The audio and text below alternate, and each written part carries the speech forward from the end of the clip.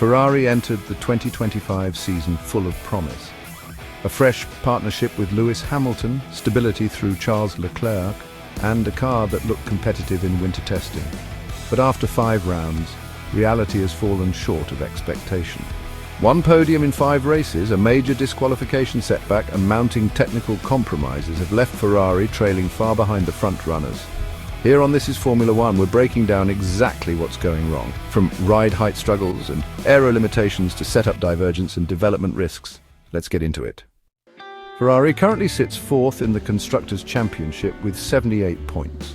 A massive 110 points behind leaders McLaren, who've stormed to 188.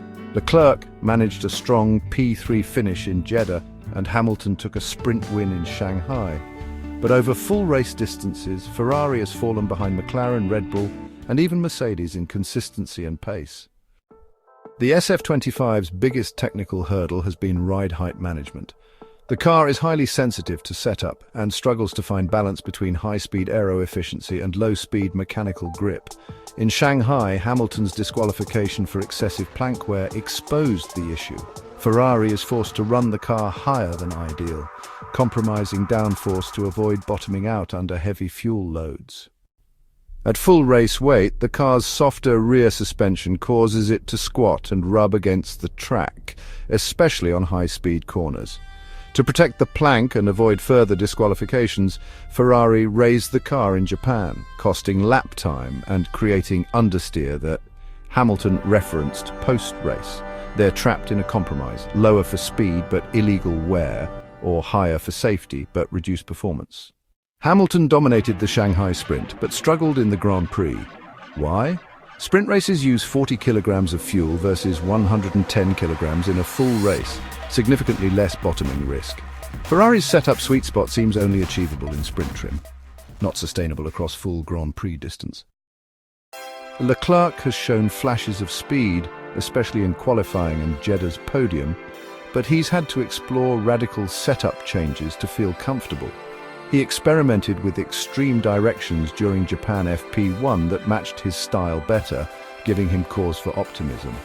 But even after a perfect race, he admitted the car still lacked grip and aero load to fight the McLarens and Red Bulls up front.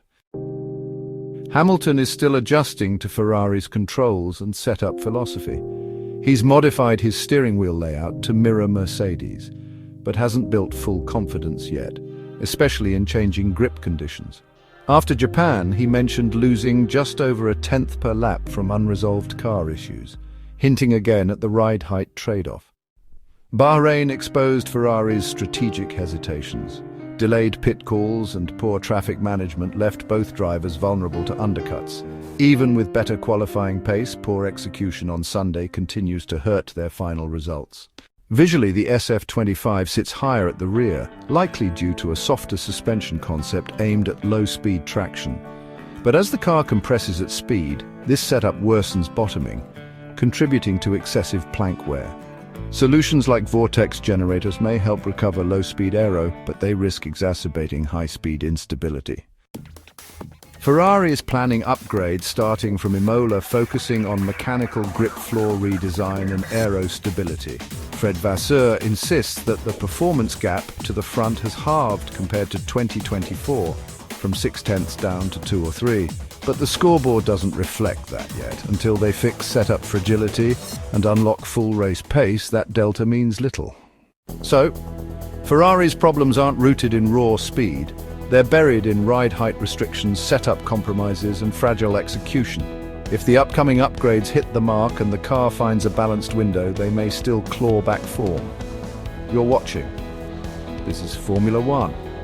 For in-depth race analysis, upgrade reports, and technical breakdowns all season long, hit subscribe button. And follow This is Formula One across Instagram, Facebook, and X for more updates between races. Let us know in the comments. Can Ferrari still salvage this season, or is 2025 F1 season already slipping away?